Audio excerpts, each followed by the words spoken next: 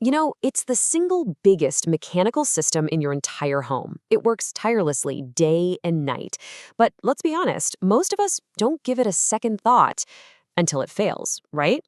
So today, we're going to dive into the essential, unseen world of your home's HVAC system and really demystify the machine that keeps you comfortable. Okay, I want you to picture this.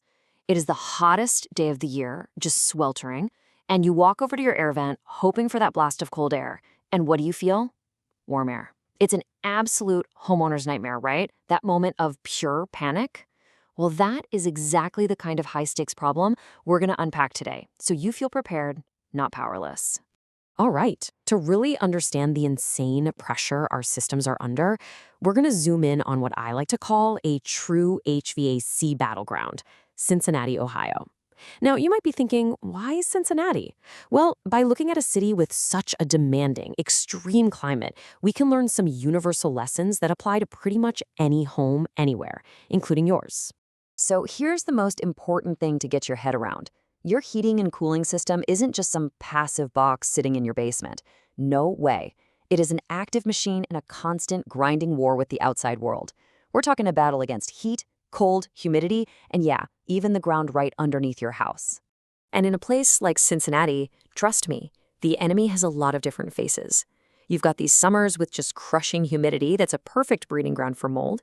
Then you've got winters that can drop below freezing for weeks on end. Oh, and strong winds that just find their way into every little crack, especially in those hilltop homes. And if that wasn't enough, you add in some really problematic clay soil and a ton of older, not-so-well-insulated houses, and what you get is a full frontal assault. Okay, let's just zero in on one of those things for a second. The soil. Sounds weird, right? But that tricky clay soil can actually cause a home's foundation to settle over time. When that happens, it literally pulls the ductwork apart, and that creates leaks. So how much does that matter? Well, it can cause up to a whopping 30% loss in your system's efficiency. I mean, think about it. 30% of the money you are spending on heating and cooling is just gone, vanishing into your crawl space. Okay, so we've established that these systems are under a ton of stress. Now let's talk about how that stress turns into problems you can actually see and feel. What are the warning signs your system is trying to send you before it completely gives up the ghost? All right, these are pretty much the big four. So if your AC isn't cooling, right, it could be something like low refrigerant, dirty coils, or a failed capacitor. Furnace won't fire up? That's often a bad igniter, a clogged filter, or a simple thermostat issue. What about high humidity inside? That sticky feeling? That's a huge sign your system might be undersized, or, you guessed it, the coils are dirty.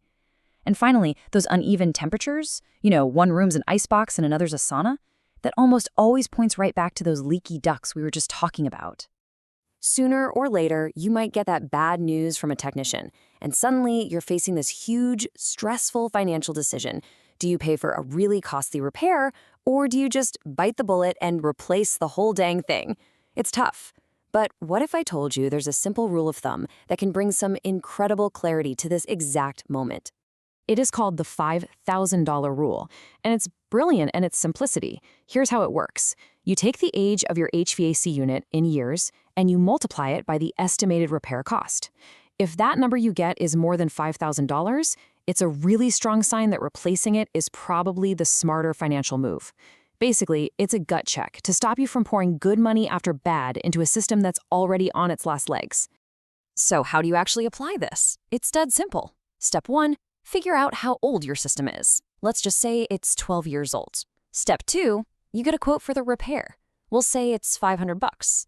Step 3, you just multiply them. So 12 years times a $500 repair, that equals $6,000. And since $6,000 is obviously more than $5,000, the rule is telling you to lean heavily towards replacement. And really, this rule just perfectly highlights the core trade-off, doesn't it? I mean, yeah, a repair has a lower upfront cost. That's its big pro. The downside? You're still stuck with an old, inefficient unit that could easily break down again next season. Now, replacement, it's a bigger investment upfront for sure, but you get a brand new warranty, you get peace of mind, and you get a much more efficient system that is going to start saving you money on your utility bills, like immediately, every single month. All right, so let's say you've made your decision. It is time to call in the pros.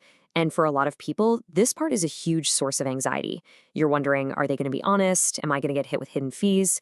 So let's just pull back the curtain and demystify what a good, straightforward, professional service call should actually look like. Honestly, a good process should be this simple. It's just 3 steps.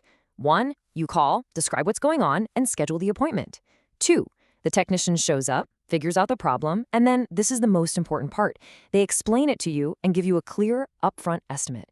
They should never start work until you give them the okay. And 3, once you approve it, they do the repair and test everything to make sure it's running perfectly before they pack up. That's it. No surprises, no high-pressure sales tactics. Okay, before we wrap this up, I've got one last incredibly valuable little tip for you. It's called the 3-minute rule. It's so easy. If your power flickers or you just turn your AC off for some reason, always, and I mean always, wait at least 3 full minutes before you turn it back on. Why? Because this gives the pressure inside the system time to equalize, and that protects the compressor, which is literally the heart of your air conditioner, from getting seriously damaged. It is such a simple habit, but it could save you thousands of dollars down the road. So there you have it. That silent partner, that unseen system in your home is out there constantly fighting a battle just to keep you comfortable. It's working its tail off, hiding in your basement or your backyard. So the only real question left is, after everything we've talked about today, do you think yours is ready for the next extreme heat wave or that next brutal cold snap?